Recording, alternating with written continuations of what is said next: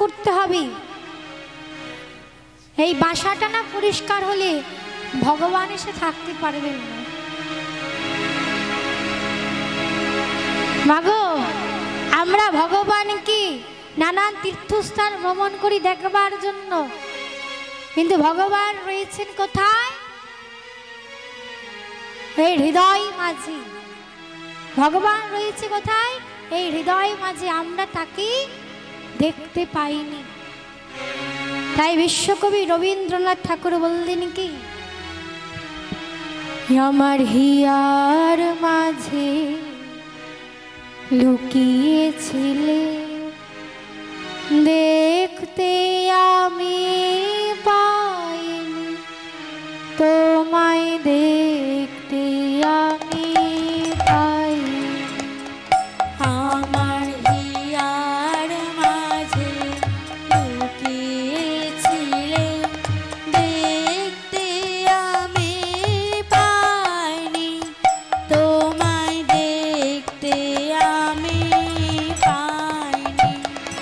আমার হিয়ার মাঝে লুকিয়েছিলে, দেখতে আমি পাইনি, তোমায় দেখতে আমি পাইনি।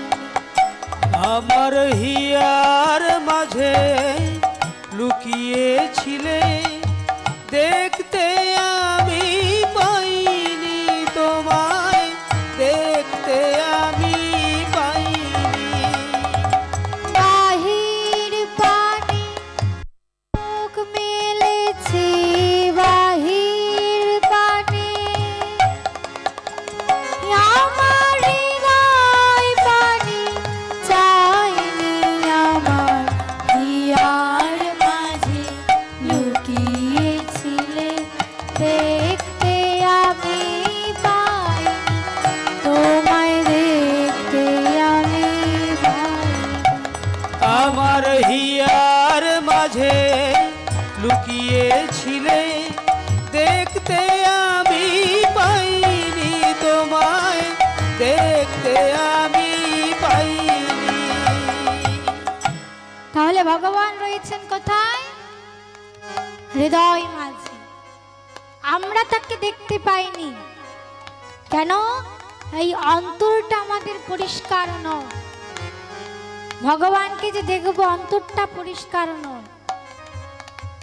আমরা নানা তীর্থস্থান ভ্রমণ করি, বাইরের জগতে ভগবানকে খুঁজে বেড়াই, বাইরের জগতে ভগবানকে খুঁজি, অন্তর জগতে কেউ চেয়ে দেখি না। কিন্তু ভগবান রয়েছে অন্তরে। ভগবান সুখে দুঃখে সর্বদা আমাদের পাশে রয়েছে, কিন্তু আমরা তার কাছে যাই না। যাই কখন? যখন দুঃখ পাই, কষ্ট পাই। সুখের সময় ভগবানের কাছে ছুটে যায়, সুখের সময় ভগবানকে সেটাই ভুলে যায়। সুখের সময় ভগবানের কথা মনে পড়ে না, দুঃখের সময় মনে পড়ে। কিন্তু তিনি সদা সর্বদা আমাদের সঙ্গে রয়েছে। আমার সকল ভালোবাসা, সকল আঘাত, সকল আশা, আমার সকল ভালোবাসা, সকল আদর, সকল আশা, তুমি ছিলে আমার কাছে, তুমি ছিলে, আমি তোমার কাছে যাইনি। আমার হিয়ার মাঝে লুকিয়েছিলে, দেখতে আমি পাইনি, তোমায় দেখতে আমি পাইনি। তাই গো প্রাণানন্দ হরি হরি বল। লুকিয়েছিলে, দেখতে আমি পাইনি, তোমায় দেখতে আমি পাইনি। আমার হিয়ার মাঝে লুকিয়েছিলে, দেখতে আমি পাইনি, তোমায় দেখতে আমি পাইনি। তাই আজ ভক্তের ডাকে ভগবান সারা না দিয়ে থাকতে পারলেন না।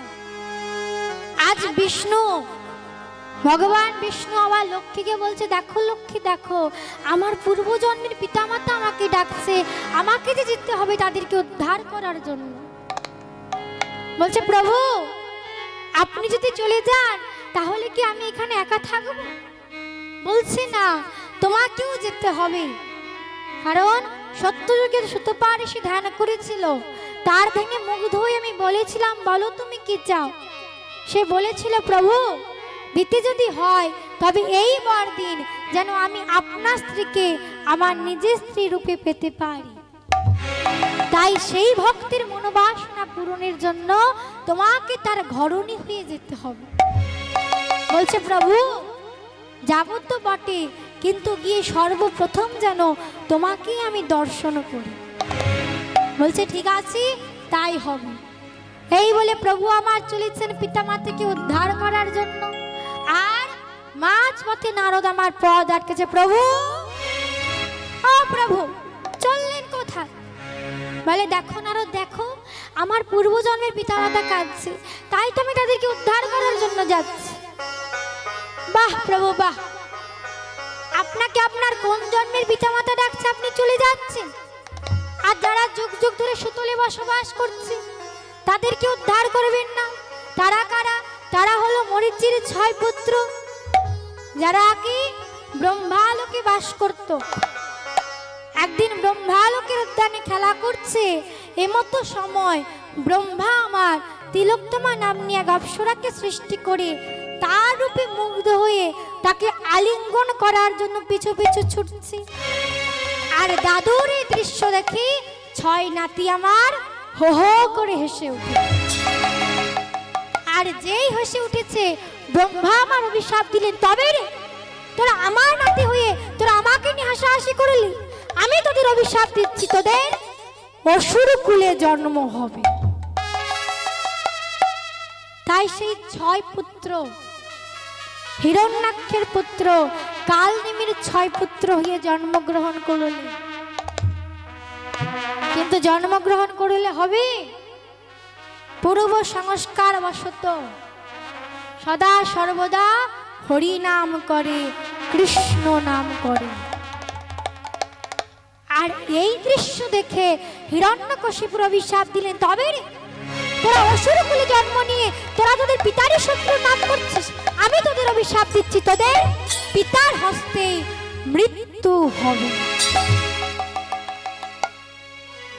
তাই সেই কালনেমি সুদর্শন চক্রে নিহত হলো, দাপর যুগে হয়ে এলো রাজা কংস।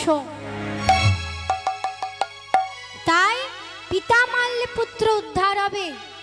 বলছে প্রভু, আগে সেই 6 পুত্রদের আপনি উদ্ধার করুন, তারপরে তো আপনি যাবেন।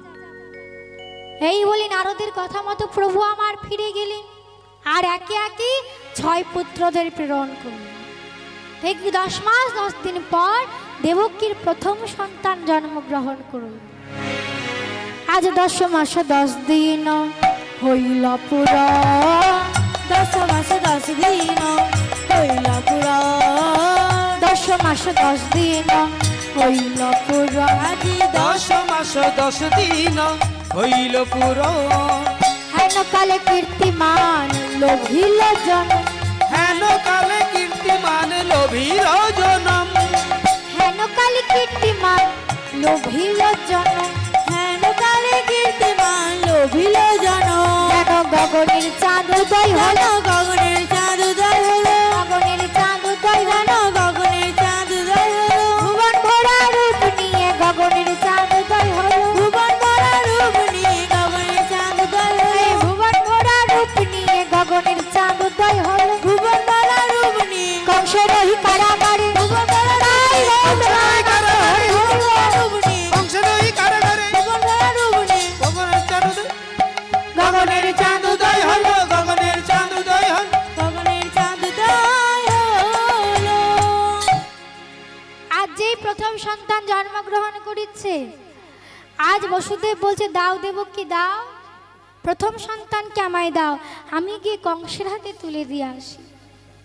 বলছে, দেখো স্বামী দেখো, এমন সরল সহজ নিষ্পাপ শিশু, তাকে কি করে আমি তোমার হাতে তুলে দিই মারতে দেওয়ার জন্য?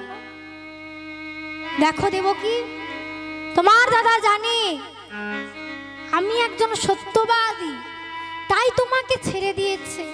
তাই আমি কোনো কারণে সত্য ভ্রষ্টা হতে পারবো না। তুমি আমায় দাও, আমি গিয়ে দিয়ে আসি। এই বলে দেবকী আজ বসুদেবের হাতে সন্তানকে তুলে দিলেন। সন্তানকে নিয়ে বসুদেব আমার কি করলেন, কংসের হাতে গিয়ে তুলে দিয়েছে। আর যেই কংসের হাতে তুলে দিয়েছে, কংস মনে মনে চিন্তা করছে সন্তানটিকে তো আমি মারবো, মারার আগে দেখে নেব না সন্তানটি দেখতে কেমন। যেই সন্তানের দিকে তাকিয়েছে, এমন সরল সহজ নিষ্পাপ শিশু, না না না, এ কি করে আমাকে মারবে, এ আমায় মারতে পারে না। তাও নিয়তি তো বলেছে